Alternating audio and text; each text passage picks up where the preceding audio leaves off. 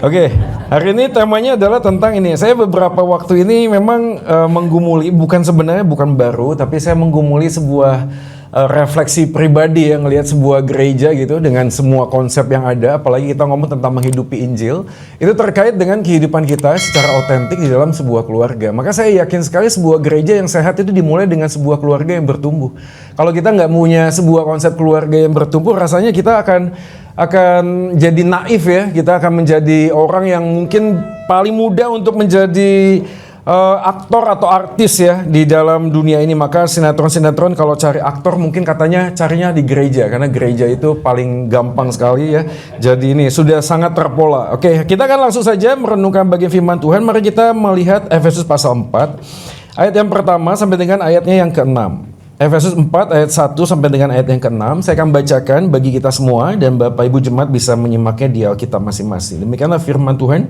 Sebab itu aku menasihatkan kamu, aku orang yang dipenjarakan karena Tuhan, supaya hidupmu sebagai orang-orang yang telah dipanggil berpadanan dengan panggilan itu. Ayat 2. Hendaklah kamu selalu rendah hati, lemah lembut dan sabar, tunjukkanlah kasihmu dalam hal saling membantu, dan berusahalah memelihara kesatuan roh oleh ikatan damai sejahtera. Ayat 4, satu tubuh dan satu roh sebagaimana kamu telah dipanggil kepada satu pengharapan yang terkandung dalam panggilanmu, satu Tuhan, satu iman, dan satu baptisan, satu Allah dan Bapa dari semua, Allah yang di atas semua, dan oleh semua, dan di dalam semua. Sudah, ini menarik ya, kalau kita membaca bagian Efesus pasal 4, maka ada beberapa kata ganti yang dipakai. Ada kata aku, kami, kita yang selalu bergantian. Jadi kalau kita mundur kepada Efesus pasal yang kedua, kita akan melihat Paulus tuh dengan sangat gamblang membuat sebuah formulasi penulisan.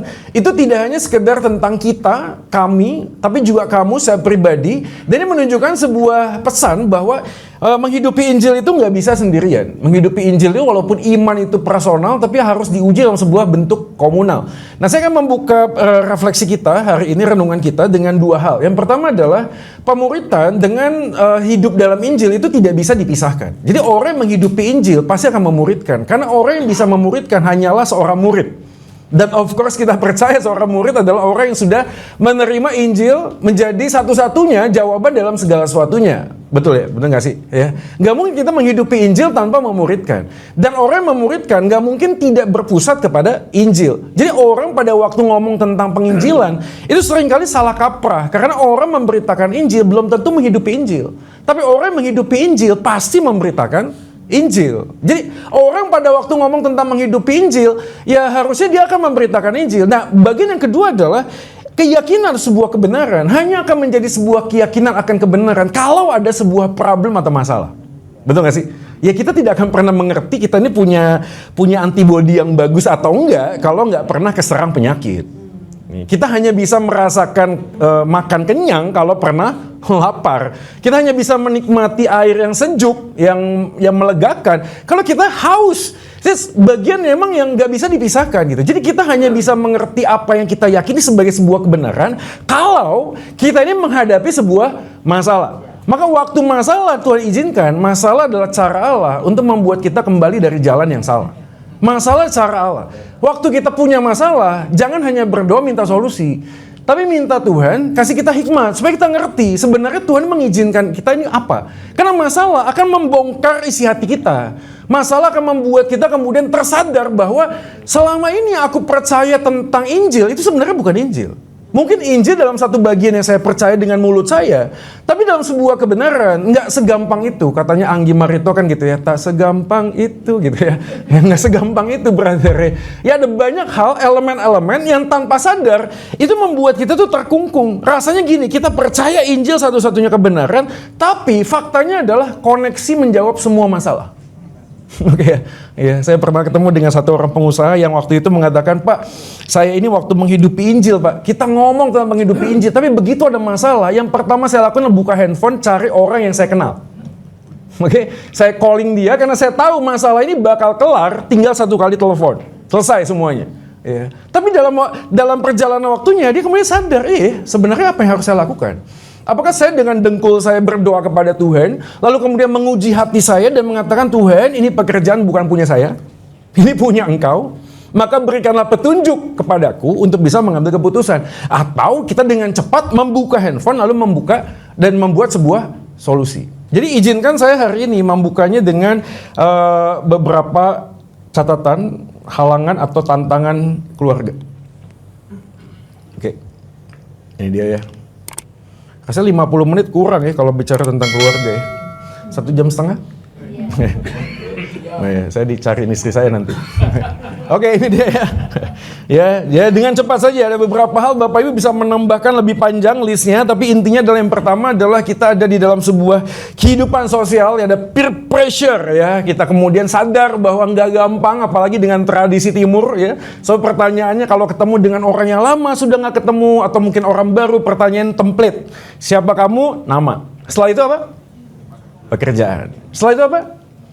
Menikah atau tidak menikah. Dan kita tahu pernikahan atau berkeluarga selalu catatannya begitu. Kalau misalnya single ditanya, kapan kamu punya pacar? Setelah punya pacar ditanya, kapan kamu akan menikah? Setelah menikah ditanya, kapan kamu punya anak? Setelah punya anak 1, kita ditanya, kapan punya anak 2? Kasihan kalau cuma 2. Nanti kalau berantem nggak ada yang jadi wasit. Jadi ditunggu anak yang ketiga. Setelah mereka beranjak dewasa, kita ditanya lagi, kapan kamu mantu? Setelah punya mantu ditanya lagi, kapan kamu punya cucu? Setelah punya cucu kita ditanya lagi, kapan kamu meninggalkan dunia ini? Iya, itu otentik sekali yang di belakangnya. Iya. Sulit tradisi timur, seakan-akan gini loh. Pertanyaannya kalau nggak mengikuti formula itu, berarti something wrong with your life.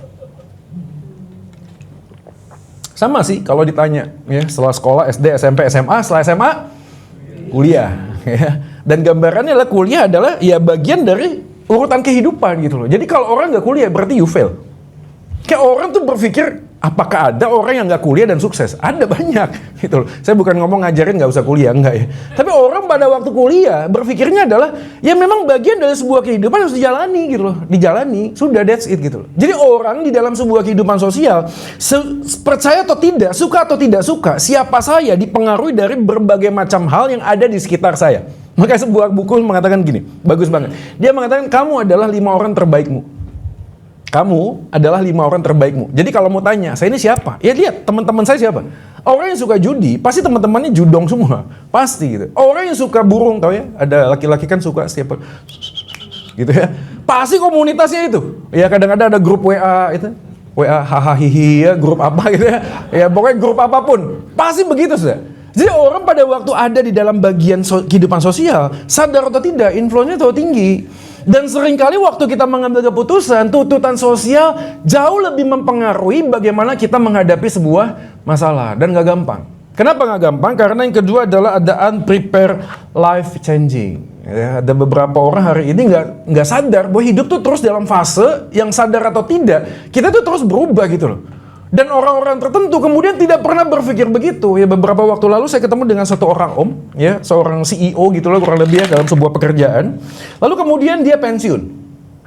Setelah pensiun, istri sama anaknya datang sama saya ngomong begini, Kak, tolong ngomong sama papa supaya di rumah jangan marah-marah. Ya, jangan marah-marah. Lalu saya tanya sama omnya, Om, katanya nih istri sama anak om suka marah-marah. Enggak lah, saya biasa kok. Wah, tapi ngomongnya marah-marah ya. Enggak kok gitu ya, saya biasa aja ya, tapi omnya marah-marah. Tapi intinya adalah pada waktu menggali sebuah percakapan, ditemukanlah sesuatu. Anda tahu sesuatu? Anda bisa tebak. Post power syndrome. Dulu waktu kerja, dia punya bawahan. Dia punya karyawan. Begitu dia pensiun, dia nggak punya orang yang bisa disuruh. Akhirnya disuruh siapa? Istri sama anak-anaknya. Ya, seakan-akan identitas dirinya itu tergantung dari apa yang dia kerjakan. Itu problem buat kita semua. Seakan-akan saya adalah apa yang saya lakukan. Dan ketika apa yang saya lakukan tidak dapat saya lakukan lagi, gambar diri saya rusak, identitas diri saya rusak. Lalu kita cari pegangan yang lain untuk membuat apa? Membuat diri saya ini eksis, ada. Dan percaya atau tidak, sekali lagi, hidup kita tuh terus berubah. Maka saya punya pola gini, 0 sampai 30 itu adalah discovery moment. Orang itu harus mencari sesuatu yang Tuhan percayakan, supaya di dalam usia 30 sampai 60, dia masuk dalam sebuah defining moment. Orang yang sadar, dia itu punya panggilan tertentu. Ini bagus ya, ini kebenaran umum. Jack Ma, Alibaba, ya, pernah mengatakan, Anda kalau di usia 30 sampai 60, jangan pindah-pindah kerjaan. You have to be an expert. Dalam satu bagian. Nggak ada lagi coba-coba ini. Kenapa? Karena dalam fase 60 sampai yang seterusnya, kita nggak tahu kapan. Itu orang yang kemudian belajar sebuah deepening moment. Dia harus pass on something, legacy. Ya, kalau lihat wajahnya di sini nggak ada yang 60 ya, kayak 30, 40 ya. Oke, berarti hari ini kita defining moment, right? Oke, kita harus menjadi orang yang betul-betul di dalam sebuah panggilan yang jelas, karunia yang jelas. Waktu kita sadar bahwa hidup itu ada fasenya, kita tahu kapan kita harus pensiun. Anda kalau tanya saya udah siapin. Siapin dengan cara apa? Instagram saya buat, TikTok saya buat. Kenapa? Karena suatu kali saya mungkin nggak bisa ngomong di sini. Ya, mungkin mimbar saya adalah live TikTok. Ketemu lagi dengan saya, ya jangan lupa share, like, and subscribe channel ini, kan bisa gitu loh. Harus mulai belajar itu, mulai apa? Nulis buku, betul gak sih? Harus belajar nulis buku. Jadi kalau Anda lihat semua Instagram saya, itu bagian dari refleksi saya. Saya mencoba menuliskan sesuatu yang langsung di dalam message-nya, di dalam cuma 6, saya nggak tahu ya, sekarang kalau Korsel tuh 12 ya, bisa 12 atau 15 saya nggak tahu ya. Tapi harus mulai belajar nulis. Kenapa? Karena suatu kali kelak saya nggak bisa begini, nggak bisa gitu loh. Dulu masih bisa seminar apologetika 2 jam, wah berapa kali sesi masih bisa. Tapi saya sadar satu kali kelak mungkin nggak bisa. Harus passing on sama orang-orang yang lain, anak-anak muda yang lain. Yang ketiga adalah broken family relationship. Ada yang lahir dari keluarga broken home. Ya sekali lagi waktu broken home ngomongnya apa? Ya papa mama divorce gitu ya. Tapi padahal ada orang tua yang tidak divorce tetap broken home. Ya, karena papanya ada tapi nggak hadir. Ya ada aja gitu, eksis, tapi malfunction. Ya, dia tidak melakukan apa yang seharusnya dia lakukan. Ya contohnya adalah saya. Bapak saya ada tapi nggak hadir gitu loh, nggak hadir. Dan selalu jawabannya begitu. Saya tanya, "Ma, di mana papa? Papa kerja cari duit." Gitu ya. Cari duit buat kamu supaya kamu bisa kuliah, beli ini, beli itu. Tapi pertanyaan saya refleksi, duitnya papa saya nggak bisa diajak ngobrol. Waktu saya dibully, saya nggak bisa lapor sama tuh duit gitu loh. Duitnya nggak bisa ngomong. Akhirnya apa? Saya pakai duit papa saya untuk cari papa baru, quote and quote. Ada tahu ya papa baru ya, quote and quote ya. Karena butuh pelindung kan. Anak kan butuh pelindung. Papa saya nggak ada, saya cari papa yang lain. Siapa itu? Yang seragam oranye sama hitam itu loh. Ada yang tahu? Ya, yang Pancasila satu ya. Ya anak-anak pemuda yang suka Pancasila gitu ya. Ya, saya lapor ke sana, saya sign up jadi anggota, jadi member. Waktu saya pakai itu jaket, wah semua orang Pak Joy, Kak Joy gitu loh saya. Jadi saya aman karena apa? Jaketnya. Dulu namanya tuh Pak Yapto dulu, ya saya nggak tahu sekarang, ya saya nggak tahu. Tapi di Bandung dia tuh datang gerilya ke SMA dan orang-orang bisa sign up. Orang punya kartu anggota sama punya jaketnya. Dan saya merasa saya safe. Karena nggak ada apa-apa, saya cari yang lain. Tapi saya tahu itu adalah satu awal kehancuran hidup saya. Tapi anyway, yang keempat adalah pluralistik. Oke. Ya saya tahu kita semuanya sadar ada Ruben Onsu ya, yang terakhir Pak Gilbert sama Dr. Richard Lee yang percakapannya kemudian jadi bias ya, jadi membingungkan banyak orang ya. Lalu kemudian beberapa orang membuat postingan-postingan lalu kemudian dikritisi lagi oleh Bapak Gilbert. Dengan segala hormat kepada Pak Gilbert ya, saya tidak mau jadi hakim ya, tapi kemudian ini menjadi ambigu gitu. Bagi beberapa orang itu sulit. Gini, kebenaran itu bukan cuma apa yang dikatakan, tapi apa yang dihidupi. Dan orang-orang kemudian senggol kiri senggol kanan dengan apa? Dengan pola hidup, lifestyle. Repot sudah. Makanya nggak aneh kalau ketika Paus almarhum datang ke Indonesia, semua respect. Dia nggak ngajar, dia nggak ngomong apapun. Tapi begitu dia turun, nggak mau pakai mobil mewah, pakai Innova Zenith. Gitu doang aja orang langsung respect. Dan itu membuktikan bahwa tindakan kita, perilaku kita kadang-kadang lebih kuat dari apa yang kita katakan. Maka menghidupi Injil itu kan begitu ya. Kenapa sih orang nggak bisa menerima Injil? Bukan karena beritanya itu nggak bisa dimengerti, bukan. Tapi karena hidupnya nggak bisa dipahami. Dan ini terjadi mulai dari kapan? Dari keluarga. Ya. Ada banyak orang hari ini cari jiwa di luar rumah, tapi kehilangan jiwa di dalam rumah. Ya. Atas nama pelayanan, berarti nih, aktivitas pelayanan, segala hal yang berbau gereja, kemudian anak bertumbuh dewasa tanpa figur papa mama. Kalau ditanya, kenapa? Karena papa mama itu ya, Senin doa malam, gitu. Selasa latihan paduan suara, Rabu rapat, Kamis ini, Jumat begini, wah terus sudah. Seorang pada waktu menghidupi Injil kehilangan esensi Injil. Kenapa? Karena berubah menghidupi Injil berarti beraktivitas agama. Dan ini dimulai dari mana? Dari keluarga. Saudara, berikutnya adalah teknologi determination. Gak usah terlalu panjang, kayak lebar kali tinggi, kita tahu ya. Ya, teknologi itu begitu cepat sekali, kita tidak lagi butuh informasi karena informasi mengejar kita. Dan saya kalau ketemu teman-teman di Petra, tadi saya barusan khotbah di Petra, sudah ketemu dengan banyak anak muda hari ini, mereka kemudian berpikir dengan sebuah analisa kritis yang sangat dalam. Tapi maaf, pemahaman kognitifnya sangat banyak informasi, tapi hatinya kosong. Kosong aja gitu. Ya, mereka burn out. Mereka jenuh dengan segala macam informasi. Lu mau cari model Kristen kayak apa? Di YouTube banyak. Ya, ada orang yang hari ini renungan setiap paginya dari apa? TikTok. Udah saat teduh, udah dari mana? TikTok. Gokil. Ya, cuma 2 menit, 3 menit, set. Wah, udah dapat nih firman. Udah selesai. Yang berikutnya adalah moral degradation. Saya nggak tahu dengan kita, tapi rasanya karena teknologi ya orang mau akses apapun ya sekarang main zamannya VPN. Ya, beberapa orang bisa ambil frekuensi lain yang membuat orang tuh kemudian jatuh dalam dosa. Belum lagi kita ngomong tentang moral yang paling standar lah, cara kita bicara dengan anak atau orang tua kepada anak. Ya, saya nggak tahu dengan kita, tapi saya dibesarkan kalau ngomong sama papa mama harus dilihat. Ya, nggak boleh gitu ya, nggak boleh. Tapi sekarang Anda ngobrol sama anak-anak Gen Z, ada pegang handphone sudah. Iya, tahu, gitu sudah. Jadi orang udah nggak punya etikanya lagi gitu loh. Dalam pertumbuhannya kemudian kenapa begitu? Ya, yang nggak aneh karena teknologi masuk, semua hal yang ada di barat sana masuk ke dalam Indonesia. Ya, dan polanya kemudian diserap saja gitu loh. Oh gini ya ngomong sama papa mama ya biasa kok. Oke kok. Ya, oke kok. Tapi dari semua masalah ini sebenarnya apa sih masalah yang keluarga hadapi? Menurut saya ini.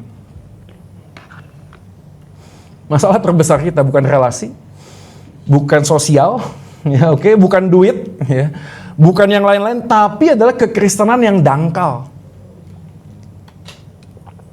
Kekristenan tanpa Kristus, katanya Michael Horton. Kristen sih, tapi tanpa Yesus ya. Hidup di dalam sebuah kehidupan agama tapi tanpa kekristenan. Sehingga pada waktu menghidupi sebuah Injil dalam sebuah keluarga, gak ada Injilnya, gak ada sudah. Gak pernah ada bapak yang kemudian mengumpulkan istri dan anak-anaknya lalu bicara tentang siapakah Allah Tritunggal, bagaimana dia menyatakan dirinya kepada kita, kenapa Yesus harus datang mati di atas kayu salib. Gak ada saudara, gak ada.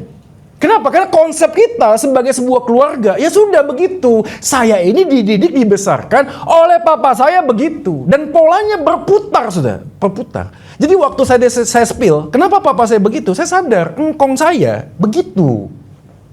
Engkong saya, Batak Tulen. Caranya adalah ya begitu, bapak sama anak laki-laki.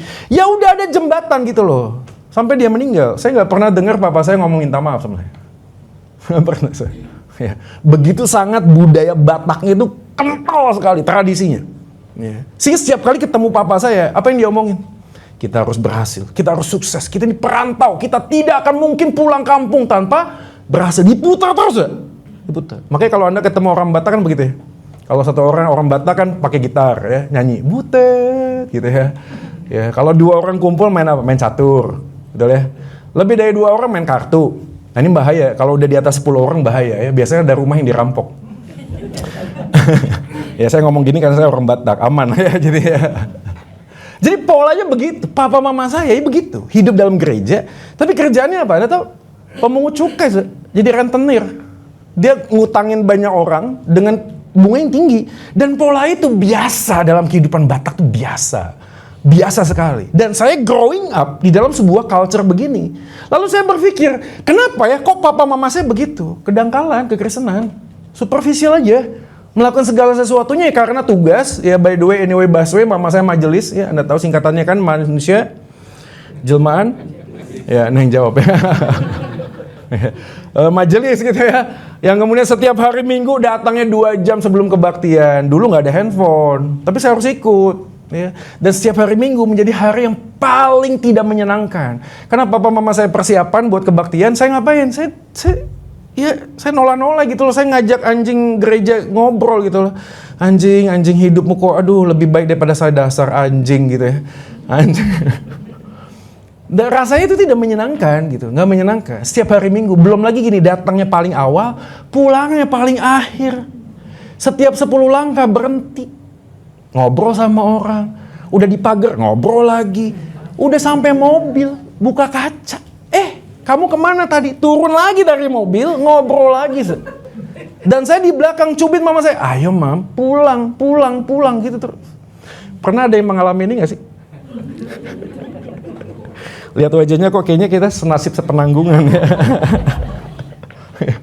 Ya hari ini enak, ya tinggal scroll, tinggal apa, ada gadget dulu, enggak, dia mau ngapain sudah ya, mau ngapain sudah. Dan itu menjenuhkan, itu. Dan poinnya adalah ini dia. Karena ada masalah, ada superficial Christianity, maka tanpa memahami akan kebenaran yang kita yakini, maka kita tidak mungkin menghidupi kebenaran seperti apa yang seharusnya kita meyakininya. Ya. Makanya saya selalu ingat banget sebuah kalimat, you cannot understand the will of God unless you stand under the will of God. Kamu hanya bisa mengerti firman dan kehendak Tuhan kalau kamu itu submit. Anda tahu submit? Berarti menundukkan diri, mengatakan Alkitab adalah otoritas paling tinggi dan aku belajar untuk submit. Kita ini sudah terlalu banyak ngerti apa itu pengampunan. Tapi sesungguhnya kita hanya bisa ngerti pengampunan kalau lu mengampuni orang lain. That's it. Kan hanya bisa memahami pikul salib, sangkal diri. Kalau apa? Kalau pada waktu kita mau kebaktian hujan deras. Kan gitu ya. Udahlah online aja bisa kok gitu, bener gak sih? Ya, gampang sama aja kok, ibadah sama aja kok. Ya hal-hal yang membuat kita pragmatis. Nah pada saat itulah masalah muncul, kita diuji. Kebenaran yang kita yakini benar atau enggak. Jangan-jangan itu hanya lip service. Dan ini hanya bisa terbukti ketika apa tuh? Ketika Anda hidup dalam keluarga. Kenapa? Karena orang terdekat dalam keluarga yang bisa menilai apa yang Anda hidupi. Siapa? Istri Anda, suami Anda, anak Anda. Menjadi sebuah cerminan. Bener gak sih? Papa ini menghidupi Injil. Papa ini mengerti bahwa di dalam hidupnya yang berharga itu Tuhan Yesus, bukan pekerjaan. Bukan identitasnya tergantung dengan penerimaan, prestasi. Sekali lagi ya, saya mau disclaimer on ya. Kasih Tuhan itu luar biasa, hidup kita gak mungkin biasa-biasa. Maka Anda akan bekerja habis-habisan. Betul gak? Anda akan melakukan segala sesuatu yang Tuhan percayakan habis-habisan. Tapi pada saat yang sama, hati kita itu harus jelas bahwa saya adalah orang pribadi yang berharga bukan karena apa yang saya bisa lakukan, tapi apa yang Yesus sudah lakukan buat saya. Jadi kalau Yesus yang lakukan buat saya, relasi menjadi lebih utama daripada materi. Ada amin? Amin. Nggak ada bapak-bapak, suaranya cewek semua soalnya. Karena saya tahu nggak gampang juga gitu loh, nggak gampang. Iya kita butuh duit, amin om, setuju om, Anda punya duit bisa beli bisnis kelas. Datang duluan, pulang duluan. Duduknya itu seatnya cuma 2, reclining lagi. Saya tahu kalau Anda nggak punya duit ekonomi. Joknya cuma 3, harus 3. Kalau 177 kayak saya, maaf ya, ininya nempel jok depan. Belum lagi kalau sebelah badannya gede, ganti-gantian pundak. Saya tahu gitu loh.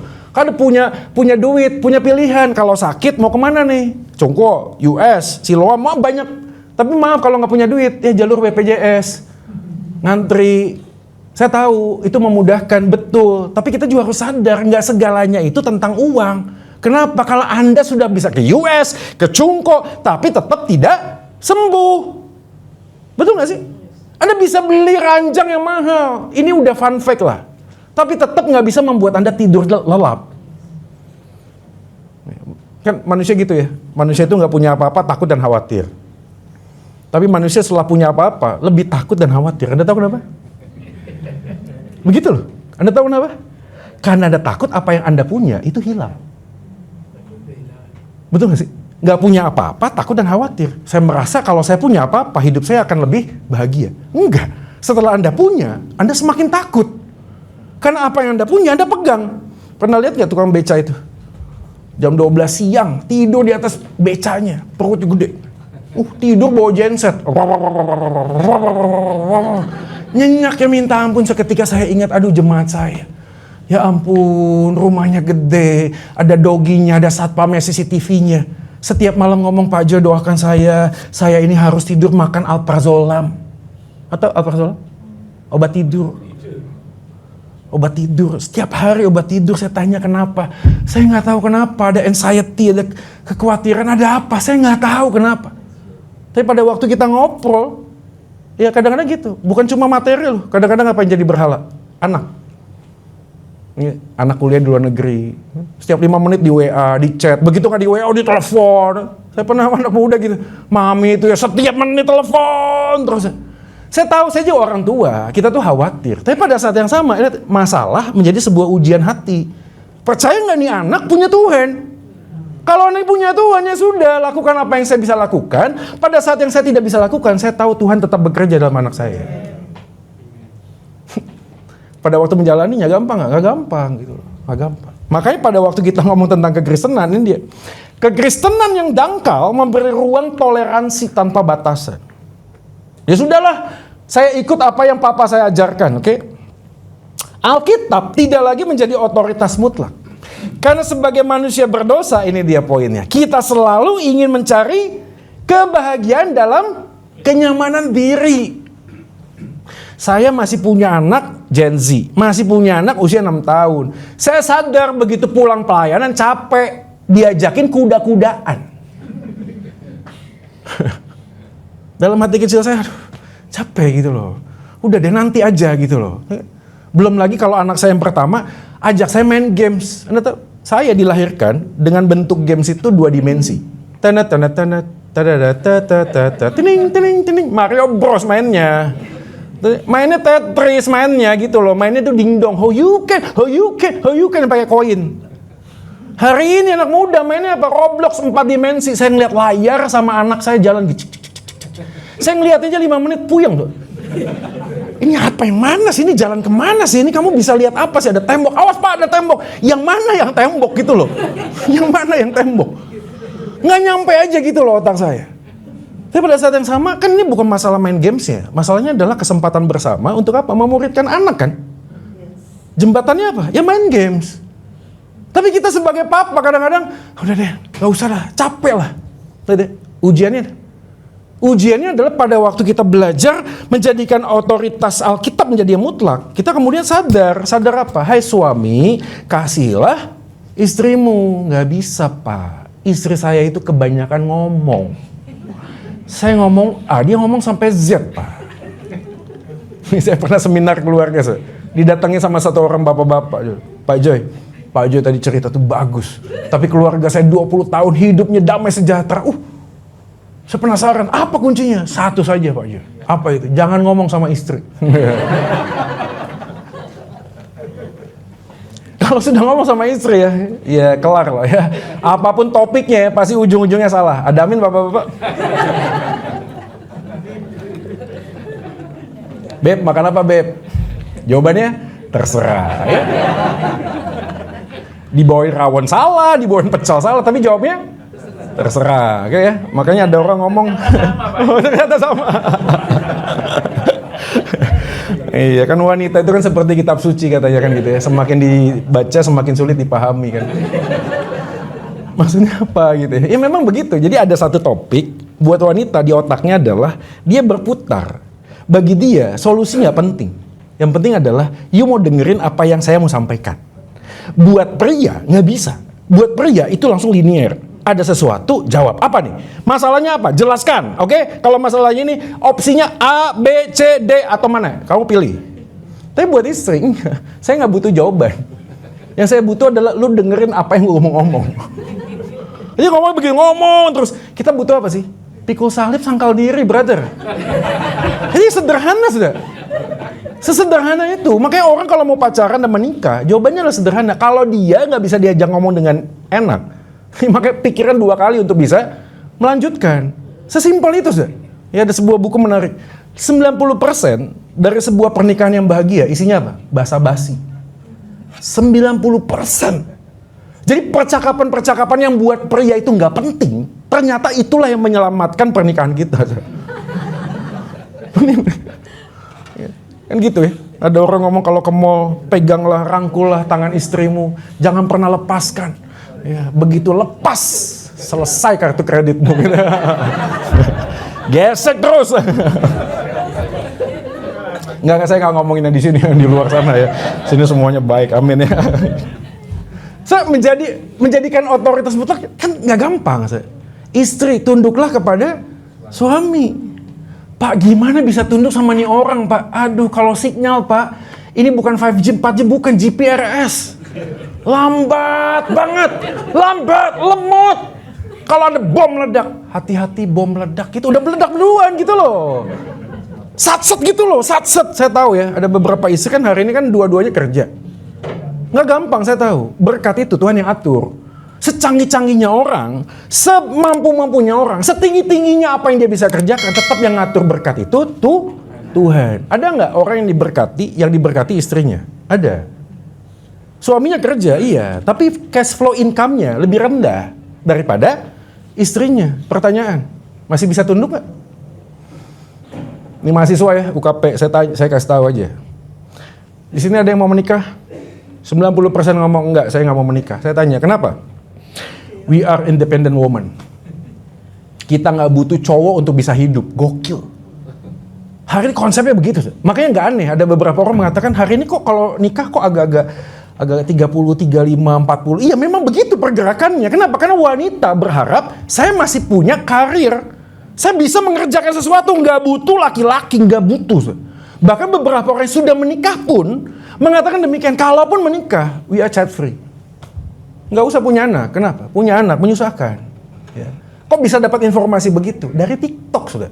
Influencer itu yang followernya jutaan, tiba-tiba foto di Paris, I am child free, I'm happy, gitu sudah.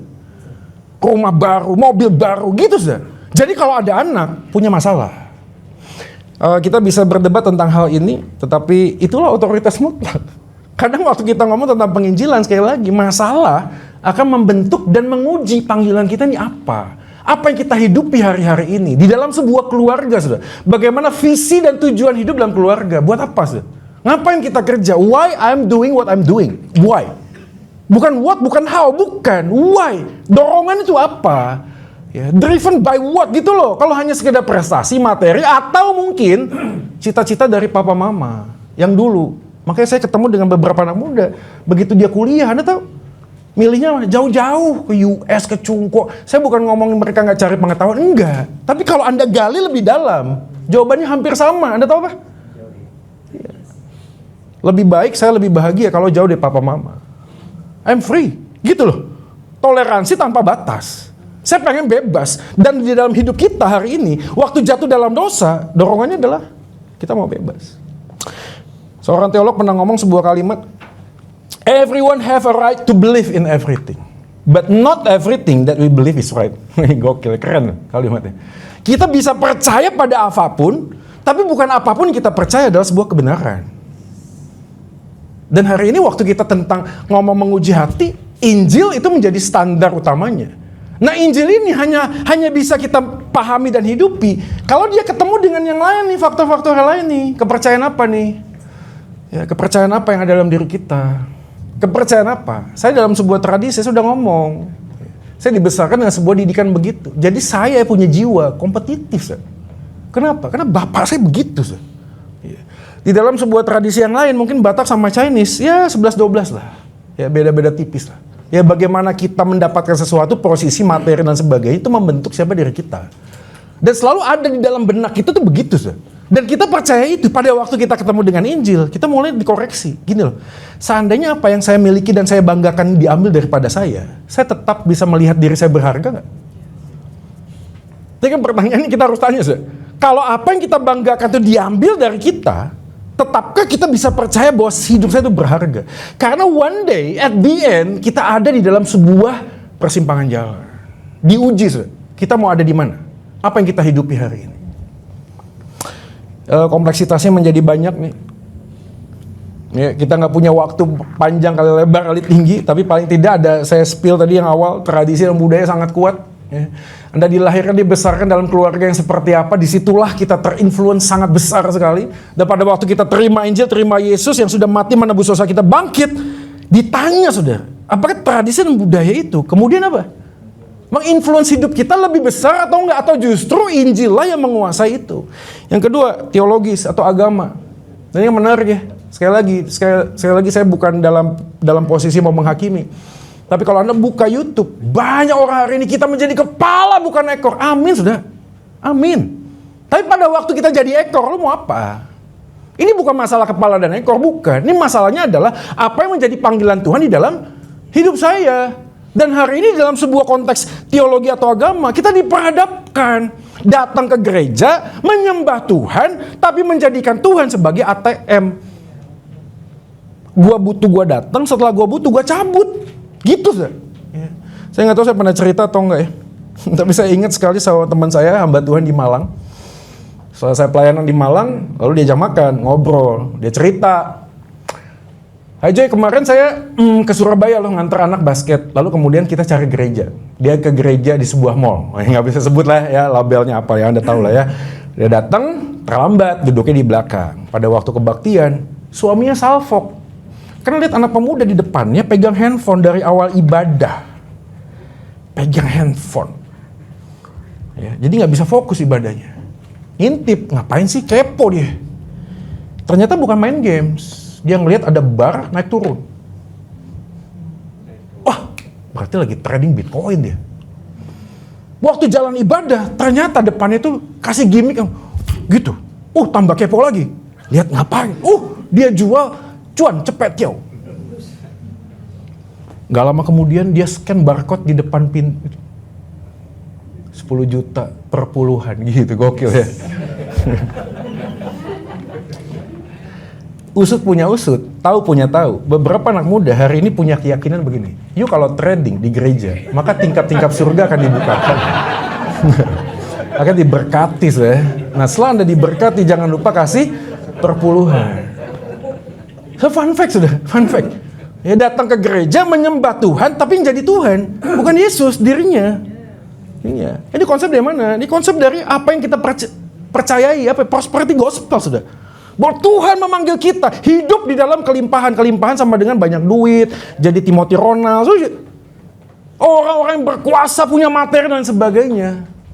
Yang ketiga adalah sosiologis lingkungan. Saya nggak spill panjang lebar, tadi kita udah ngomong, Anda adalah 5 orang terbaik Anda. Yang keempat adalah gereja, komunitas di mana kita berkumpul, sudah. Ya. Dan ini juga repot, sudah. Saya tahu ada beberapa orang hari ini yang punya bisnis sama-sama dengan rekan atau jemaat di gereja. Ujung-ujungnya, waduh. Ya, PHP ya. Saya kemarin ke Jakarta, ada satu orang taci datang, Pak Jo saya sudah nggak suka lagi sama hamba Tuhan. Lu kaget ya? Loh saya hamba Tuhan loh. Ya selain Pak Jo gitu ya. Mungkin dia takut saya sakit hati ya. Saya tanya kenapa sih? Waktu itu saya punya ibu gembala. Tiba-tiba dia datengin saya, dia ngomong begini, saya dengar suara Tuhan. You harus bisnis sama nih orang. Dia kenalin satu orang. Gak lama kemudian setelah kami berbisnis, dia ngecek gua. Puluhan M dan kasus masih di Polda, sudah 5 tahun. Mangkrak, gak jelas. Dan kemudian dia berpikir, ini ibu gembala. Ngomong atas nama suara Tuhan. Lalu kemudian dia merasa, kok begini ya? Kok begini? Lalu setelah kejadian itu, ibu gembala kemana? Hands up. Sudah, hands up. Yang berikutnya adalah kelima, psikologi atau kejiwaan. Ini bicara apa sih? Baggage of life ya. Bagasi kehidupan, tahu ya? Beberapa orang itu punya trauma masa lalu. Ya ada narcissistic personal disorder, yes, NPD. Ya ada juga ADHD, ada juga post traumatic syndrome disorder, ada juga. Beberapa orang yang pada waktu kecil pernah dibully sama orang lain, dasar lu miskin, dasar lu carry. Tanpa sadar dia dikuasai oleh omongan orang tersebut, dia jadi workaholic. Pagi sampai pagi kerja terus. Bukan cuma duitnya, bukan. Tapi dia pengen menyembuhkan masa lalunya dengan apa? Pencapaian. Karena dia takut jadi miskin. Karena miskin salah. Miskin menyakitkan, miskin melukai hati dia. Psikologis. Nanti dalam percakapan kita bisa memikirkan ini lebih dalam lagi. Bagi pemikiran sekuler, Harry Blamires, saya merekomendasikan buku ini, judulnya The Christian Mind. Tadi pagi saya posting di story saya, salah satu kalimatnya. Tapi ini menarik sekali. Bagi pemikiran sekuler, keyakinan religius hanyalah merupakan masalah preferensi dari individu yang bersangkutan, bukan untuk dijadikan kebenaran objektif, melainkan hanya untuk kebutuhan dan milik pribadi. Jadi selama dia masih bisa menjawab apa yang saya butuhkan, gue percaya. Tapi kalau udah enggak lagi, ya udah gue cari yang lain. Ya. Dan ini dihadapi dengan beberapa rekan kita, saudara kita. Saya sekali lagi tidak dalam posisi menghakimi. Ruben Onsu, ya siapa lagi tuh? Yang save itu Bobon. Saya DM juga tapi nggak dibalas ya. Ya saya udah usaha yang terbaik lah. Kalau memang ada pertanyaan. Tapi saya tahu ini bukan masalah argumentasi dan informasi, bukan. Ini masalah apa? Masalah hati. Dia membutuhkan apa? Damai sejahtera dan sukacita. Begitu aja. Makanya Anda kalau tanya orang pindah agama, pasti ada sebuah benang merah yang sama. Anda tahu? Di agama dulu saya tidak menemukan damai sejahtera. Di agama yang baru saya menemukan damai. That's it. Ini bukan masalah penalaran, diskusi, bukan. Sekali lagi ya, itu penting. Tapi kalau Harry Blamires mau ngomong ini ada di dalam sebuah gereja. Kita bisa berpikir tentang kekristenan, tapi tidak berpikir secara Kristen. Kita bisa memikirkan Injil, tapi tidak menghidupi dan melihat segala sesuatunya dengan Injil. Bisa, sudah. Bisa. Jadi menjadi problem karena pada waktu kita memikirkan ini, Roma pasal 10 menjelaskan ini. Sebab aku dapat memberi kesaksian tentang mereka sungguh-sungguh giat untuk Allah. Kalimatnya bagus ya. Giat untuk Allah. Tapi tanpa pengertian yang benar. Karena tidak ada pengertian yang benar, mereka mencoba untuk mendirikan kebenaran mereka sendiri. Saya sedikit tips ya, Bapak Ibu sekalian, kalau Anda menghadapi seorang Kristen yang percaya apa yang diyakini sebagai sebuah kebenaran, tapi menutup ruang diskusi, saya yakin apa yang diyakini bukan benar. Karena kebenaran yang objektif harus terbuka terhadap sebuah kritikan, masukan, diskusi sudah. Tapi kalau sudah menutup diri dan jawabannya adalah pokoknya, kok saya ragu apa yang diyakini sebuah kebenaran. Ini kan kelas Kalvari ya. Nah, saya mengajak kita hari ini untuk bertanya, apa yang saya yakini bisa nggak didiskusikan gitu loh. Jangan sampai begini, udahlah agama lu, agama gua. Enggak, saudara. Kebenaran yang objektif harus siap untuk dipertanyakan. Dan kita sebagai anak Tuhan yang menghidupi Injil harus punya jawabannya. Paling tidak dalam batas tertentu yang kita bisa pahami. Saya tahu nggak semua orang saksi ahli. Oke? Tapi kita ada saksi. Kalau sudah sampai pertanyaan yang jelimet, ya teleponlah Pastor Gayus. Bro, maju bro. Tapi kebenaran yang hakiki sesungguhnya adalah ya harus terbuka untuk sesuatu yang bisa didiskusikan gitu loh. Tapi kalau ada orang ngomong enggak, ini Tuhan ngomong sama saya pribadi. Bagaimana memverifikasi Tuhan ngomong kepada Anda pribadi? Ya, beberapa pendeta hari ini kan gitu, tiap malam minggu suka traveling, bukan ke Batu, ke Malang, bukan, ke surga sama neraka. Ya. Tadi malam saya diajak dinner sama Yesus. Keren banget ya. Ya, saya udah pengen nanya menunya apa gitu. Diajak dinner sama Yesus ya. Pada waktu itu Yesus bertanya, kamu skrip khotbahnya apa? Saya kasih. Begitu Yesus lihat, dia mengenyitkan dahinya, jangan khotbah ini. Lalu dia mengeluarkan sesuatu dari jubahnya dan mengatakan, yuk khotbah ini. Dan hari ini saudara sekalian saya pegang langsung dari Yesus. Lihat menarik ya. Waktu orang ini ngomong tersebut, jemaat nggak ada yang ketawa loh. Iya aja, kenapa? Dalam bagian psikologi agama, kebenaran yang hanya dihidupi tanpa sebuah dasar yang jelas, cenderung apa? Cenderung manut, karena penalarannya berhenti di sana. Manut, ikut saja. Anda lihat ke luar negeri, itu pendeta, you harus kumpulin duit, kita harus beli private jet, karena kuasaku tidak bisa kena dengan orang-orang berdosa yang lain. Pendeta ngomong begitu loh. Saya tanya, jemaatnya ngumpulin duit nggak? Ngumpulin. Kita mikir, kok bisa begitu ya? Sama seperti di dalam semua historis gereja, sama. Ada pendeta ngomong, besok Yesus akan datang kembali, gitu loh. Kita akan diangkat bersama-sama dengan Yesus ke surga. Jadian loh, diangkat betul. Ke Polsek. Diangkat beneran, saudara, tapi nggak ke surga, ke Polsek, saudara. Tapi ada nggak yang ikut? Ada, saudara, ada. Sadar atau tidak, setiap pribadi dalam sebuah keluarga selalu berusaha untuk menciptakan keluarga seperti apa yang mereka harapkan tanpa sebuah batasan. Oke, dengan cepat saja ya sebelum kita masuk ke dalam bagian yang kedua, yaitu Efesus pasal 4. Ini ciri khas postmodern, kita udah tahu ya. Dan ini sebuah bagian yang tidak bisa terhindarkan. Mana nih? Ini dia ya. Jadi pada waktu kita membentuk keluarga, percaya atau tidak, Injil itu menjadi pusat. Kenapa? Karena kita butuh kebebasan. Maka kebebasan dan memikirkan ulang dari sebuah kebenaran itu sekarang diadu. Dan kita tahu ini dari semua bagian yang kita sadari gitu loh. Semua banyak. Anda mau bicara apa di luar gereja ini? Banyak sudah. Anda mau menu apa? Ya seperti Anda lihat restoran, Anda mau menu apa? Kalau pecel banyak nih pecel, kalau mau soto banyak nih soto. Kamu mau yang mana? Itu jiwanya postmodern. Apa yang saya suka saya datengin, yang nggak suka saya pergi. Jadi mentalitas gerejanya begitu sudah. Penekanan akan kasih Tuhan bagi seluruh umat manusia. Tuhan sayang kamu. Orang itu udah tersentuh. Iya ya, udah deh kita gak usah berdebat tentang doktrin. Enggak lah, Tuhan itu sayang sama kita, mengasihi kita. Amin saudara. Tapi kasih tidak akan pernah menjadi kasih tanpa kebenaran. Kasih itu harus berjalan tanpa kebenaran. Kalau ada orang hari ini jalan ke jurang, ya udah kamu jalan aja lah, saya mengasihi kamu, saya kan gak akan tegur kamu. Celaka saudara. Karena kasih harus butuh kebenaran. Yang ketiga adalah menolak semua isu dogmatis. Dan kita tahu pada waktu kita ngomong gini, Tadeng gitu ya. Kemarin saya persekutuan juga ada satu orang ngomong, Pak, Katolik itu sesat, Pak.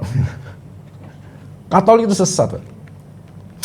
Ya tergantung dari perspektif apa Bapak melihatnya. Secara doktrin kita sadar ada mayor, ada minor. Saudara, Katolik itu percaya Yesus satu-satunya juru selamat. Of course mereka bilang ada purgatori, ada orang bisa mendoakan, bisa masuk. Tapi dalam kapasitas kita, dengan core yang sama, major yang sama, kita bisa ngomong apa? Saya tidak mengajarkan kita ngomong gampang, oh sesat. Enggak, saudara. Tapi dalam bagian tertentu kita bisa diskusi, itu tadi, diskusi.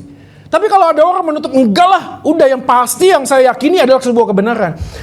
Ini masuk dalam posmo, what I feel is what is right. What I feel. Jadi apa yang saya rasakan, apa yang saya jalani, udah itu sebuah kebenaran. Kemarin juga ada pejalan pulang di sebuah, ada sekolah Dian Harapan namanya di Jakarta. Ya, dia buat sebuah acara live in di Peniwen dan saya diundang untuk jadi pembicara. Begitu pulang saya ketemu dengan satu orang guru yang Katolik. Ya. Dalam perdebatan ngomong panjang lebar saya bilang begini, Pak, maaf, kalau keagamaan kita tidak menempatkan kemanusiaan di atas apa yang kita yakini, kebenaran Anda menjadi salah. Udah kaget. Loh maksudnya bagaimana? Saya ini reform, Pak. Reform itu percaya bahwa Allah itu mengasihi kita. Maka hukum yang utama dan terutama adalah kasihlah Tuhan Allahmu, kasihlah sesamamu seperti dirimu sendiri. Itu tidak ada syarat dan ketentuan berlaku, gak ada. Apapun keyakinannya, apapun latar belakang pendidikannya, tetap bagiannya adalah mengasihi sesamamu. Jadi kalau mengasihi sesamamu, kita ngomong tentang apa? Cara menyampaikan kebenaran itu berbeda dengan kebenarannya. Maka banyak orang percaya kebenarannya, tapi caranya jadi salah. Waktu caranya jadi salah, kebenarannya menjadi luntur, sudah.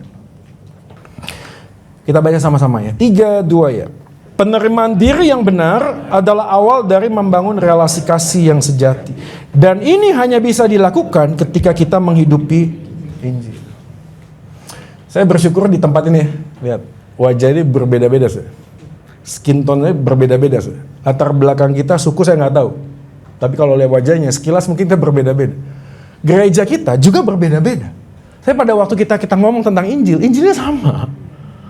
Artinya kita harus bisa belajar menerima keberadaan diri kita sebelum kita belajar menerima keberadaan orang lain. Kalau kita nggak bisa belajar menerima keberadaan diri kita, repot sudah. Ya saya ketemu dengan beberapa wanita hari ini. Setelah menikah ya dengan segala macam kejadian akhirnya harus divorce, berpisah, bercerai. Dan orang-orang seperti teman saya ini kemudian memutuskan untuk menarik diri dalam sebuah komunitas. Ya. Dengan segala macam hal yang pernah terjadi di belakang gitu loh. Ya. Dan dia memang tidak mudah, gitu. Tidak mudah. Hidup dalam sebuah komunitas yang memang berbeda, yang lainnya berpasangan, dia enggak. Dan pertanyaan selalu template. Mana suamimu? Mana istrimu? Dalam pergumulan ini membuat kita kemudian sulit untuk menerima keberadaan orang lain karena kita punya sebuah background yang mungkin sulit untuk bisa terima gitu loh. Ya dan Putri DM saya, Kak Jo tolong dong kasih usul, saran. Ada cowok deketin saya, tapi saya pelan-pelan mundur. Saya tanya, kenapa kok begitu? Karena saya merasa nggak layak. Saya merasa kotor dan jijik. Saya tanya, kenapa kok begitu? Karena dulu saya punya pacar dengan mantan saya. Dia maksa saya untuk video call dan membuka baju saya. Saya sudah tidak mau lakukan. Tapi saya sudah menyesali. Tapi itu terjadi. Dan kemudian masa lalu itu membuat saya kemudian hidup dalam sebuah trauma. Saya merasa dia nggak layak buat saya terlalu kotor, terlalu jijik. Sulit untuk menerima sebuah masa lalu. Menerima keberadaan orang tua. Saya tahu ini nggak gampang gitu loh. Tahu gak sih? Kadang-kadang kita sulit untuk menerima keberadaan diri sehingga kita menempatkan ekspektasi yang terlalu tinggi. Buat apa? Pasangan. Saya punya pengalaman ya sama istri saya. Ya mungkin saya juga pernah cerita, tapi ini pengalaman yang luar biasa. Karena saya pulang ke rumah, pulang pelayanan, belum makan. Saya kan kalau mobil tuh bawa kunci ya, kunci rumah. Masukin mobil, tutup gerbang, lalu masukin kunci pintu rumah. Begitu dibuka nggak bisa. Ya, Anda bisa tebak kenapa? Karena kuncinya nempel dari dalam. Masalah yang sepele kan. Tinggal ketok, "Beb, tolong buka." Tek. Wah, nggak ada suara apa-apa. Agak keras. Tek. Aduh, wah pakai bel deh, bel. Ting tong. 2 dimensi. Ting tong, dok. Ting tong, dok. Wah, nggak bangun juga. Wah, 3 dimensi. Telepon, ting tong, dok. Wah, nggak bangun juga. Udah lama, 20 menit, 30 menit. Duh, kok ini nggak bangun-bangun nih? Gimana caranya bisa bangun nih? Oh, saya punya ide. Jadi mobil saya itu di parkirannya itu kan pas satu mobil. Jadi harus mundur. Saya pikir, wah kan klakson mobil saya lumayan keras. Jadi saya puter, kapnya nempel ke tembok, ke pintu depan. Saya belok. Keras sudah. Bangun sudah. Tetangga. Depan. Ya, "Pak Jo, ada apa? Bisa sih bantu?" Aduh, saya tambah malu. Saya udah capek, pengen istirahat, lapar. Ini kena malu lagi. Saya bilang, "Ci, nggak apa-apa, Ci. Udah tidur aja, Ci. Nggak apa-apa." 40 menit, kurang lebih lah ya. Lama, Akhirnya pintu dibuka. Teng-tedeng. Mau ngapain? "Kamu ini." Enggak. Masih hamba Tuhan, bukan hamba iblis.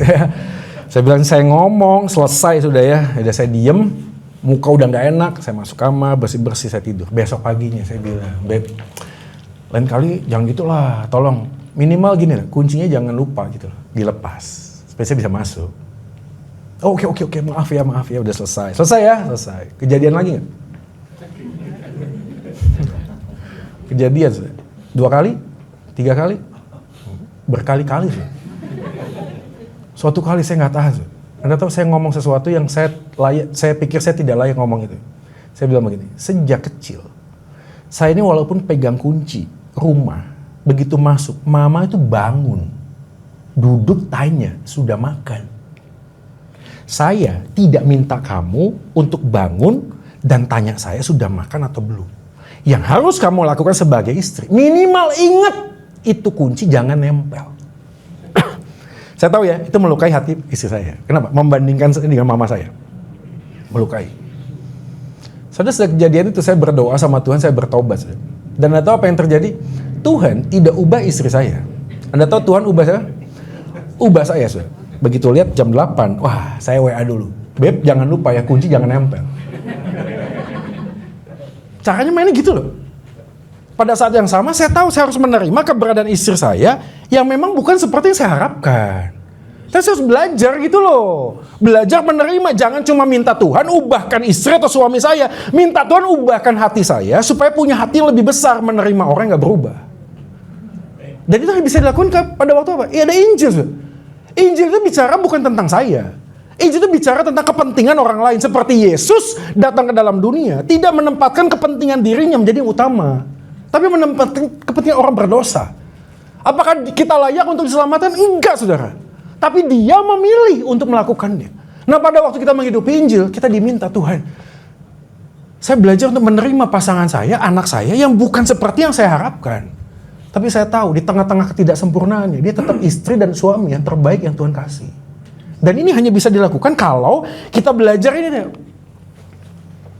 Injil mengajarkan bahwa Yesus menerima kita apa adanya, tapi tetap menginginkan kita untuk tidak hidup seadanya. Ada yang menikah di atas 10 tahun? 15, 20. Ya, saya ketemu dengan Pak Sutri yang udahlah. Aku wis nerimo. Dia pak noy suamiku yang ngono tok es. Istri ya sudahlah wes. Atau pada saat kita ngomong begini, kita sedang mengingkari kuasa Injil. Karena kalau kuasa Injil kita hidupi, selalu ada growing. Ketakutan kita adalah bukan waktu kita jatuh, tapi waktu kasih itu flat. Bukan pada waktu jatuh, enggak. Waktu jatuh kita bersyukur karena bisa bangkit. Karena Tuhan membuat kita bangkit. Tapi waktu flat, kasih itu sudahlah. Sudah biasa aku sama dia. Sudah memang dia itu begitu. Cetakannya begitu.